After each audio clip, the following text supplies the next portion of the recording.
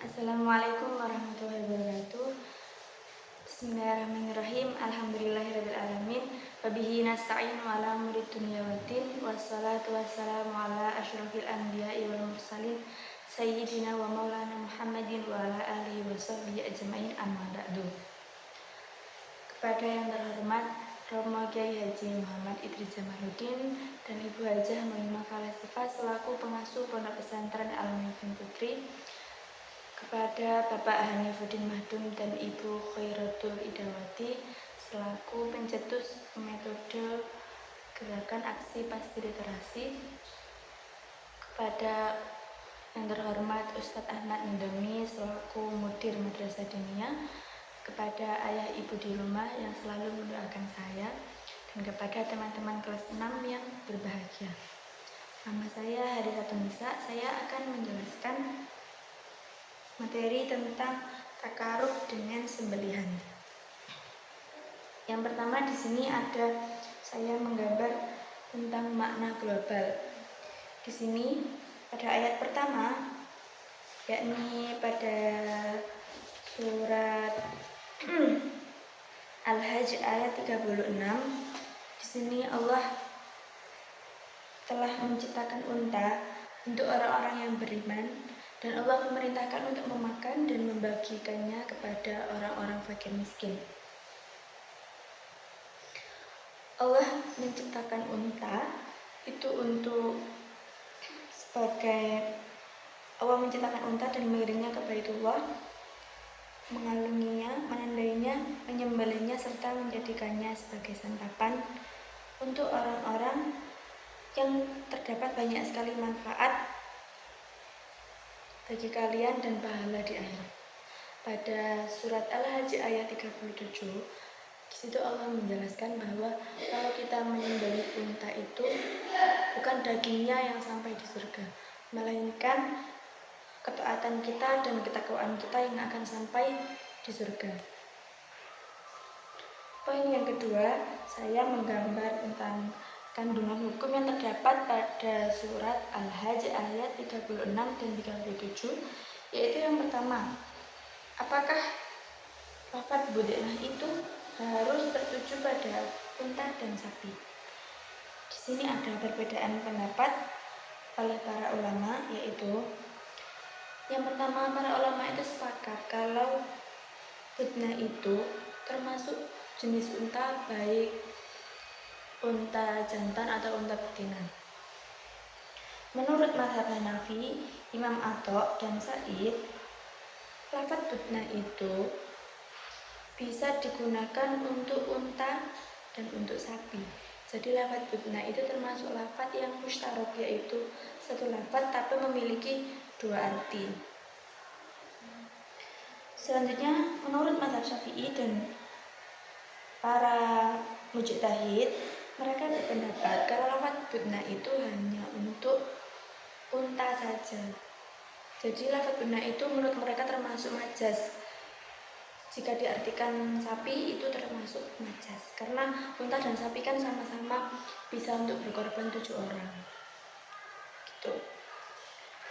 Selanjutnya, kandungan hukum yang kedua, manakah hewan yang lebih utama untuk hadiah atau korban? Para ulama telah sepakat bahwa hadiah atau hadiah itu harus berupa ternak, yaitu unta, sapi, biri-biri, atau kambing kacang. Tapi manakah yang lebih utama, yang lebih didahulukan untuk berkorban? Mereka semua sepakat bahwa yang lebih utama untuk berkorban yang pertama yaitu adalah unta, yang kedua sapi, yang ketiga biri-biri, dan yang keempat adalah kambing kacang. Kenapa kok yang lebih utama unta? Karena unta itu memiliki daging yang lebih banyak daripada sapi. Kenapa kok yang lebih? Selanjutnya, kalau tidak mampu membeli unta, itu dianjurkan untuk membeli sapi, karena sapi memiliki daging yang lebih banyak. Jika tidak mampu, maka boleh korban dengan biri-biri. Jika tidak mampu, maka baru boleh berkorban menggunakan kambing, karena kambing itu kan cuma cukup untuk 1 orang, sedangkan unta dan sapi itu boleh untuk 7 orang. Hikmah kandungan hukum yang ketiga, yaitu memakan daging binatang hadiu atau hadiah. Allah itu memerintahkan kita untuk memakan sebagian daging kurban, sebagaimana firman-Nya yaitu fakulu minha wa at'imul ba'isal faqir, yang terdapat pada surat Al-Hajj ayat 28, yang artinya maka makanlah sebagian daripadanya dan sebagian lagi berikanlah untuk dimakan oleh orang fakir miskin. Di sini itu para ulama berbeda pendapat juga tentang memakan hewan kurban untuk dirinya sendiri. Nah, di sini Imam Abu Hanifah dan Imam Ahmad mereka berpendapat boleh memakan daging dam haji tamattu, kurban haji qiron, dan kurban sunnah. Sedangkan untuk kurban karena dam itu tidak boleh memakannya. Selanjutnya menurut Imam Malik boleh memakan kurban haji tamattu dan kurban untuk membatalkan haji atau karena ketinggalan haji, bahkan termasuk semua macam kurban kecuali fidyah atau denda, dan kurban karena nadar itu tidak boleh. Yang terakhir, menurut pendapat Imam Syafi'i tidak boleh memakan daging kurban wajib seperti denda, berburu, atau karena tamattu, kurban tamattu. Dan kesimpulannya, menurut mazhab Syafi'i, apabila kurban itu dilakukan atas pelanggaran dari rukun atau wajib haji, maka yang melakukan pelanggaran itu tidak boleh memakannya. Beda halnya dengan para jumhur, mereka itu membolehkan makan kurban karena dam, karena menurut mereka dam itu sebagai bentuk rasa syukur, jadi sang pelaku boleh untuk memakannya. Yang terakhir, yang keempat, yaitu tentang waktu dan tempat menyembelih kurban. Di sini juga banyak pendapat yang mengatakan tentang waktu untuk berkorban. Yang pertama, menurut Imam Syafi'i, beliau mengatakan kalau menyembelih daging kurban itu dilakukan pada hari nahar dan hari tasyrik. Hari nahar itu yaitu bertepatan dengan Idul Adha, yaitu 10 Dzulhijjah. Hari tasyrik yaitu 11, 12, dan 13 Dzulhijjah. Menurut Imam Malik dan Imam Ahmad, hanya pada hari nahar, yaitu tanggal 11, 12, 13 Dzulhijjah pada hari Idul Adha dan hari Idul Adha. Jadi tidak sah menyembelih pada hari keempat atau tanggal 14 Dzulhijjah.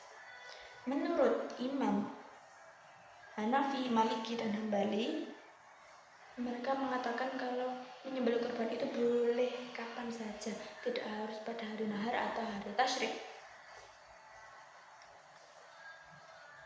Dalam hal tamattu dan qiron. Namun untuk kurban nadar, kafarat, dan sunnah boleh disembelih kapan saja. Selanjutnya menurut Imam An-Nakhai, beliau berpendapat penyembelihan dapat diperpanjang sejak hari nahar sampai akhir bulan Dzulhijjah. Jadi tidak dibatasi pada hari tasyrik saja, tapi boleh sampai akhir bulan Dzulhijjah. Adapun penyembelihan kurban itu baik wajib ataupun yang sunnah itu dilakukan di tanah haram atau di Mekah berdasarkan firman Allah, hadiyan balighul ka'bati, yang artinya sebagai kurban yang disampaikan ke Ka'bah, dan berdasarkan firman Allah, wala tahliku ru'usakum hatta yablughul hadyu mahillah, dan jangan kamu mencukur kepalamu sehingga binatang kurban itu sampai di tempatnya. Kesimpulan yang dapat kita ambil dari materi kali ini yaitu tentang takarub dengan sembelihan. Yang pertama, penanggungan terhadap hadiyu atau kurban dan takarub kepada Allah termasuk syiar dari agama Islam. Yang kedua, baik hadiyu atau kurban dapat dilakukan dengan binatang unta, sapi, atau kambing. Yang ketiga, yang paling utama untuk disembelih yaitu adalah unta. Selanjutnya sapi, kambing, atau babi. Keempat, dalam penyembelihan terdapat keuntungan bagi kaum muslim, bagi orang-orang fakir miskin, dan juga dapat dimanfaatkan sebagai bentuk ketakwaan kita kepada Allah. Sudah, sekian yang dapat saya sampaikan. Apabila ada kata-kata yang salah atau yang kurang berkenan, saya mohon maaf yang sebesar-besarnya. Cukup sekian. Wassalamualaikum warahmatullahi wabarakatuh.